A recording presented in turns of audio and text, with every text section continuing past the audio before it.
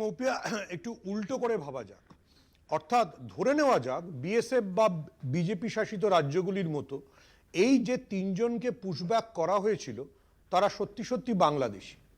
তাহলে আপনার দ্বিতীয় প্রশ্নটা আসবে, তাহলে আপনি এদের ফেরত নিলেন কেন? পৃথিবীতে আমরা বর্তমান সময়ে বোধহয় প্রথম একটা রাষ্ট্র যাদেরকে আমরা বলে দিয়েছিলাম যে আমাদের নাগরিক না, তাদেরকে আবার 3 দিন বাদে বাংলাদেশের বিজেপির সাথে কথা বলে ফেরত আনছি। এটা বাংলাদেশের বিজেপির কাছে কত বড় ভারত রাষ্ট্রের অপমান। যে রাষ্ট্রটার সঙ্গে ইউনূস থাকায় তো বাংলাদেশের সাথে আমাদের খুব সুসম্পর্ক নেই, এরপর যদি আপনি যখন পুশব্যাক করবেন তখন তো বাংলাদেশ বলবে যে আবার তুমি ভুল করছো, তুমি 3 দিন বাদে ফেরত চাইবে। তাহলে প্রশ্নটা আসে যে ভারতবর্ষ কি এরকম জায়গায় চলে গেছে যে কে নিজের নাগরিক সেটাও নির্ধারণ করতে পারে না?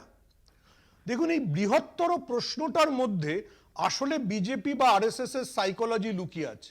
বিজেপি বা আরএসএস, আমি জানি না, কোনো দলের মুখপাত্র সম্পর্কে আমি বলতে চাই না, আগে তো দেশে থাকতে হবে, তারপর তো আপনি সংবিধান রক্ষা করবেন। আপনাকে যদি দেশ থেকে বাড়ি করে দেয় তাহলে যে আপনি কি করে এসে সংবিধান রক্ষা করবেন বা দেশের খাদ্যের জন্য লড়বেন আমি জানি না। মানে বাংলাদেশের নাগরিক হয়ে বা 0 পয়েন্টে দাঁড়িয়ে ওটা করা যায় না, এটা প্রথম টেকনিক্যালি সবাইকে বুঝতে হবে। যদি আপনি 0 পয়েন্টে দাঁড়িয়ে ভারতবর্ষের হয়ে ভোট দিতে পারেন তাহলে তো সিপিএম আরো মহত্তর জায়গায় চলে গেছে, আলোচনা করলাম না। কিন্তু আমি আরএসএস বা বিজেপির যে আদর্শটা নিয়ে চিন্তার, সেটা হচ্ছে ব্যাপার, সেটা হচ্ছে যে পশ্চিমবাংলার লোক মানেই বাংলাদেশি। পশ্চিমবাংলার লোক যে মাছ খায় সে মানেই বাংলাদেশি।